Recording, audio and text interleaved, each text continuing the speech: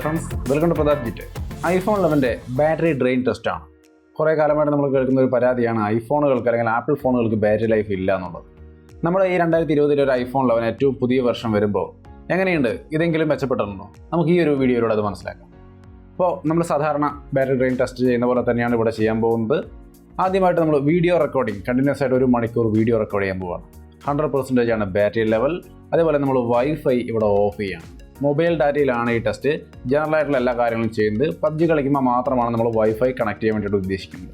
അപ്പോൾ നമ്മൾ ആദ്യത്തെ ഒരു സെക്ഷനിൽ നമ്മൾ യൂഷ്വലായിട്ട് ചെയ്യാറുള്ള പോലെ കണ്ടിന്യൂസ് ആയിട്ട് 1 അവർ വീഡിയോ റെക്കോർഡിംഗ് ആണ് ചെയ്യുന്നത്. ഇപ്പോൾ വീഡിയോ റെക്കോർഡിംഗ് കഴിഞ്ഞിരിക്കുകയാണ്. 1 മണിക്കൂർ കണ്ടിന്യൂസ് ആയിട്ട് വീഡിയോ റെക്കോർഡ് ചെയ്തിരിക്കുകയാണ്. ബാറ്ററി ലെവൽ നമുക്ക് കാണാം 86% ആണ്. അപ്പോൾ ഒരു 14% ആണ് 1 മണിക്കൂർ വീഡിയോ റെക്കോർഡ് ചെയ്യാൻ വേണ്ടിയിട്ട് നമുക്ക് ചിലവായിരിക്കുന്നത്. ഒരു കാരണവശാലും മോശം പറയാനില്ല, നല്ല ഒരു ബാറ്ററി ലൈഫും കാര്യങ്ങളും നമുക്ക് അതിൽ കിട്ടുന്നുണ്ട്. ഒപ്പം തന്നെ ഹീറ്റിങ്ങിൻ്റെ ലെവൽ സാധാരണ ക്യാമറ ഉപയോഗിക്കുമ്പോൾ ഓവർ ഹീറ്റിംഗ് വരേണ്ടതാണ്, പക്ഷേ ഇവിടെ ഓവർ ഹീറ്റിംഗ് ഇല്ല. മാക്സിമം 40.8, 41.8, മാക്സിമം 42 കൂട്ടാം. അത്രമാത്രമാണ് ഹീറ്റിംഗ് വരുന്നുള്ളൂ. ഒരു തരത്തിലുള്ള ഓവർ ഹീറ്റിംഗും ക്യാമറ യൂസ് ചെയ്യുമ്പോൾ വരുന്നില്ല. ഇവിടെ മാത്രമല്ല, നമ്മൾ ക്യാമറ റിവ്യൂവിന് വേണ്ടിയിട്ട് കണ്ടിന്യൂസ് ആയിട്ട് മണിക്കൂർ കണക്കിന് ക്യാമറ ഉപയോഗിച്ചപ്പോൾ നമുക്ക് ഓവർ ഹീറ്റിംഗ് ഫേസ് ചെയ്തിട്ടുണ്ടായിരുന്നില്ല എന്നുള്ളതും ഒരു വാസ്തവമാണ്.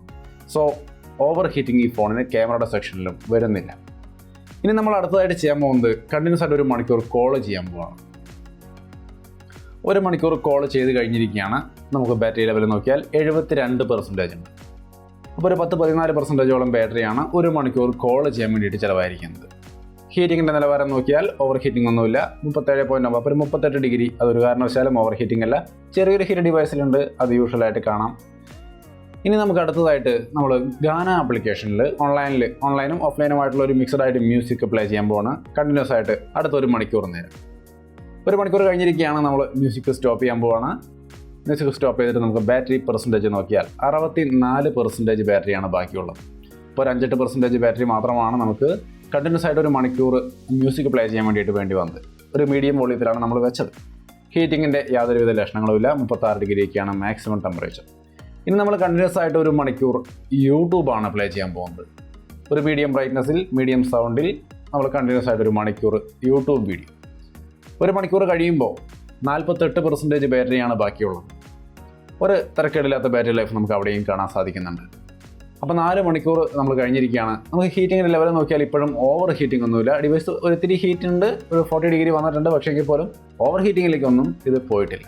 സോ അപ്പോൾ കൺട്രോൾഡായ ഒരു ഹീറ്റിങ്ങും ഒരു തിരക്കേടില്ലാത്ത ബാറ്ററി ലൈഫും നമുക്ക് ഈ ഒരു ഐഫോണിൽ ഇപ്പോൾ കിട്ടുന്നുണ്ട്. റിയർ സൈഡിലും അതേപോലെ തന്നെയാണ് 40 ഡിഗ്രി തന്നെ ഹീറ്റിംഗ് ഉള്ളൂ. ഇനി റിയർ സൈഡിലെ ഹീറ്റിങ്ങിൽ വ്യത്യാസമുണ്ടോ എന്ന് ചിന്തിക്കേണ്ട. മൊത്തത്തിൽ ഇതിൽ 40 ഡിഗ്രി തന്നെയാണ്, ഓവർ ഹീറ്റിംഗ് വരുന്നില്ല. ഇനി കണ്ടിന്യൂസ് ആയിട്ട് നമ്മൾ നെറ്റ് ബ്രൗസ് ചെയ്യാൻ പോവുകയാണ്. കമൻറ്റിന് റിപ്ലൈ കൊടുക്കുക, അതേപോലെ നെറ്റ് ബ്രൗസിങ്, അതേപോലെ തന്നെ ഫേസ്ബുക്ക്, വാട്സപ്പ് അങ്ങനെയുള്ള കാര്യങ്ങൾ. അപ്പോൾ കണ്ടിന്യൂസ് ആയിട്ട് 1 മണിക്കൂർ അത് ചെയ്ത് കഴിഞ്ഞിരിക്കുകയാണ്. 5 മണിക്കൂറായിട്ടുണ്ട് മൊത്തം. നമുക്ക് ബാറ്ററി ലെവൽ ഒന്ന് നോക്കാം. 36% ബാറ്ററി ബാക്കിയുണ്ട്. അപ്പോൾ തീർച്ചയായിട്ടും ഒരു തിരക്കേടില്ലാത്ത നല്ലൊരു ബാറ്ററി ലൈഫ് എന്ന് പറയാം. ഇനി നമുക്കിതിൻ്റെ ഹീറ്റിംഗ് നോക്കുമ്പോൾ ഈ ഒരു നെറ്റ് ബ്രൗസ് ചെയ്യുമ്പോഴും നമുക്ക് ഓവർ ഹീറ്റിംഗ് ഒന്നും വരുന്നില്ല.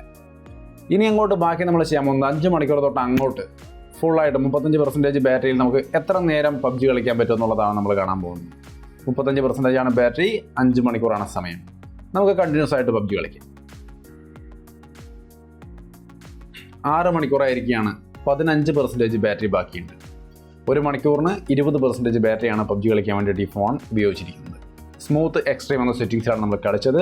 പബ്ജി കളിക്കുമ്പോഴും ഓവർ ഹീറ്റിംഗ് വരുന്നില്ല. 39.2 എന്ന് വെച്ചാൽ 40 ഡിഗ്രിയൊക്കെയാണ് മാക്സിമം. ഓവർ ഹീറ്റിംഗ് ഇല്ല.